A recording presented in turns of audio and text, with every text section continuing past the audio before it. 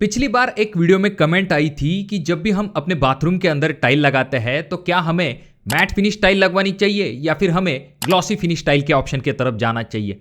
इसी तरह के कुछ और भी सवाल होते हैं, जैसे कि जब भी हम ट्रेंड के हिसाब से टाइल सिलेक्ट करने की बात करते हैं तो टाइल का साइज कितना होना चाहिए, और ये जो टाइल हम अपने बाथरूम के अंदर लगाते हैं तो उनके लिए हमें टाइल एडेसिव यानी कि केमिकल का इस्तेमाल करना चाहिए या फिर हम रेगुलर सीमेंट की मदद से इन टाइल को अपनी दीवारों के ऊपर लगा सकते हैं।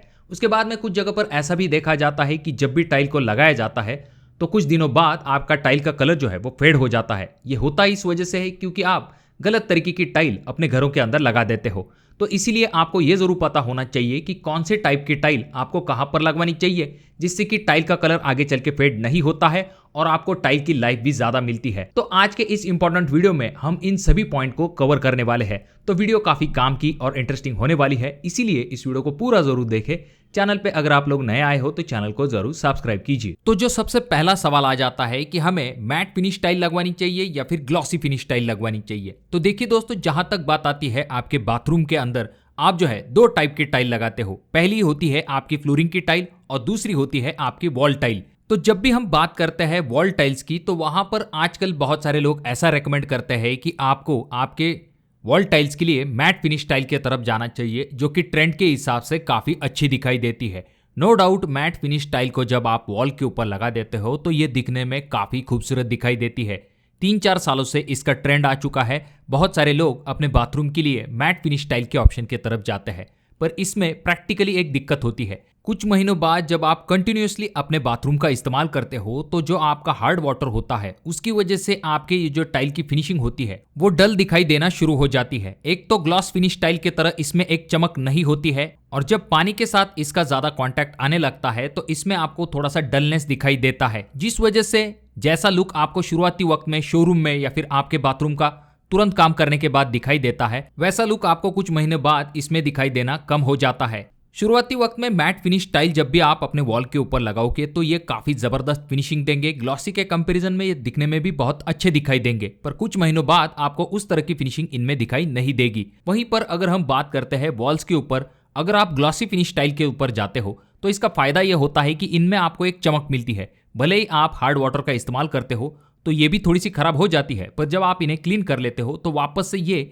अच्छी दिखाई देना शुरू हो जाती है। तो इसीलिए जितना पॉसिबल हो सकता है प्रैक्टिकली अगर हम देखते हैं तो आप ग्लॉसी फिनिश टाइल को अपने वॉल्स के लिए लगा सकते हो, जिससे कि आपका जो बाथरूम है वो भी अच्छा दिखाई देगा और आगे चल के फिनिशिंग भी जल्दी डल नहीं होगी। उसी तरह से अगर हम फ्लोरिंग की बात करते हैं तो फ्लोरिंग के लिए जनरली मैट फिनिश टाइल का इस्तेमाल किया जाता है, और फ्लोरिंग में आपको यह ध्यान में रखना है कि आपके वॉल टाइल से मैच होती हुई आपको फ्लोरिंग तो लगवानी है, पर उसमें सबसे इंपॉर्टेंट पॉइंट आ जाता है जो कि है एंटी स्किड टाइल। देखिए दोस्तों, टाइल में लुक के साथ सेफ्टी भी काफी जरूरी होती है। जहां तक बात आती है आपके बाथरूम के अंदर फ्लोरिंग के ऊपर पानी जमा रहता है तो उस पानी के ऊपर से फिसल के गिरने के चांसेस काफी बढ़ जाते हैं। तो इसीलिए वहां पर आपको हमेशा एंटी स्किड टाइल की तरफ जाना चाहिए, जिसमें होता यह है कि इस तरह के छोटे छोटे डॉट बने हुए होते हैं, जिस वजह से आपके पैरों को एक एक्स्ट्रा ग्रिप मिलती है और इससे टाइल के ऊपर से फिसल के गिरने के चांसेस भी कम हो जाते हैं। और इसीलिए आपको बाथरूम के फ्लोरिंग के लिए मैट फिनिश वाले टाइल की तरफ जाना चाहिए, उसमें भी आपको एंटी स्किड टाइल को ही लेना है।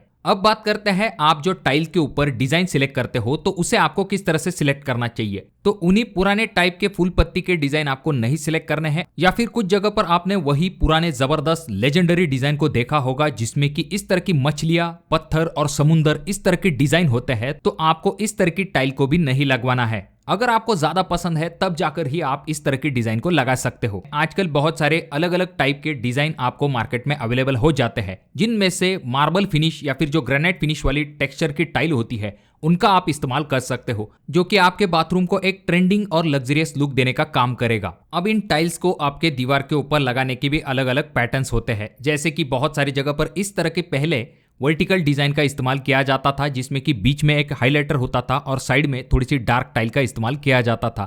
खास करके जहां पर आपका शॉवर और मिक्सर वाला एरिया होता है वहां पर इस तरह के वर्टिकल बेल्ट को बनाया जाता है। उसके बाद में दूसरा एक ऑप्शन आता है जिसमें कि हॉरिजॉन्टल बेल्ट का इस्तेमाल किया जाता है, यानी कि बॉटम साइड में डार्क टाइल का इस्तेमाल किया जाता है, उसके ऊपर एक हाइलाइटर आता है। तो इसके बजाय आजकल जैसा कि आप अगले वीडियो में देख सकते हो, इस तरह का सिंपल सोबर आपके बाथरूम को रखा जाता है। इससे आपके बाथरूम का लुक काफी प्रीमियम दिखाई देता है, साथ में आपके बाथरूम का साइज भी बड़ा दिखाई देता है और लाइट कलर की टाइल्स होने के कारण आपके बाथरूम के अंदर अच्छी खासी रोशनी भी आपको मिल पाती है। और यहाँ पर टाइल के कलर में ये जरूर ध्यान में रखिए कि बहुत सारे लोग डार्क ब्लैक कलर की जो टाइल है उन्हें अपने बाथरूम के अंदर लगाते थे, पर उसमें दिक्कत ये होती है कि जब भी हार्ड वाटर इसके ऊपर गिरता है तो सफेद कलर के जो दाग है वो इन ब्लैक टाइल्स के ऊपर बहुत ही जल्दी विजिबल हो जाते हैं, जिन्हें कि आपको बार बार क्लीन करवाना पड़ता है। तो इसीलिए ज्यादा डार्क ब्लैक कलर की जो टाइल्स होती है उन्हें अपने वॉल के लिए इस्तेमाल मत कीजिए। तो अब नेक्स्ट सवाल ये आ जाता है कि हमारा जो बाथरूम है उसके लिए हम जो टाइल लेने वाले हैं उसका साइज आखिर कितना होना चाहिए,